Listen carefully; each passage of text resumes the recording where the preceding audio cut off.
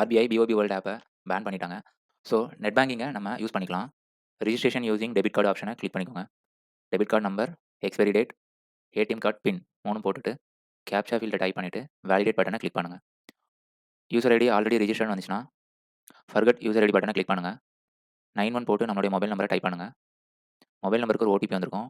Continue கொடுங்க. User ID நம்மளுடைய mobile நம்பருக்கு வந்துடும். சப்போஸ் பாஸ்வேர்ட் தெரியல, ரீசெட் ஃபர்கட் பாஸ்வேர்ட் இருக்கும், கிளிக் பண்ணிக்கோங்க. Reset using mobile and email OTP இருக்கும், கிளிக் பண்ணிக்கோங்க. 91 போட்டு மொபைல் நம்பரை டைப் பண்ணிக்கோங்க. மொபைல் நம்பருக்கும் இமெயிலுக்கும் ஓடிபி வந்திருக்கும், தனித்தனியாக என்டர் பண்ணிவிட்டு கண்டினியூ கொடுங்க.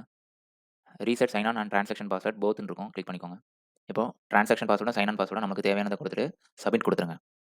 User ID, sign on password, captcha ஃபீல்டை டைப் பண்ணிவிட்டு லாகின் பண்ணுங்கள். என்ரோல்மெண்ட் நவ் அப்படின்னு ஒரு ஆப்ஷன் இருக்கும், கிளிக் பண்ணிக்கோங்க. பர்சனல் மெசேஜில் நம்மளுடைய நேம் டைப் பண்ணிக்கோங்க. அதாவது 5 செக்யூரிட்டி கொஸ்டின்ஸ்க்கு ஆன்சர் பண்ணி நோட் பண்ணிக்கோங்க. சைன் ஆன் பாஸ்வேர்டை சேஞ்ச் பண்ணிக்கோங்க. எக்ஸிஸ்டிங் ட்ரான்சாக்ஷன் போட்டு சப்மிட் பட்டனை கிளிக் பண்ணுங்கள். வீடியோ உங்களுக்கு பிடிச்சிருந்தா லைக் பண்ணுங்கள், ஷேர் பண்ணுங்கள், சப்ஸ்கிரைப் பண்ணுங்கள்.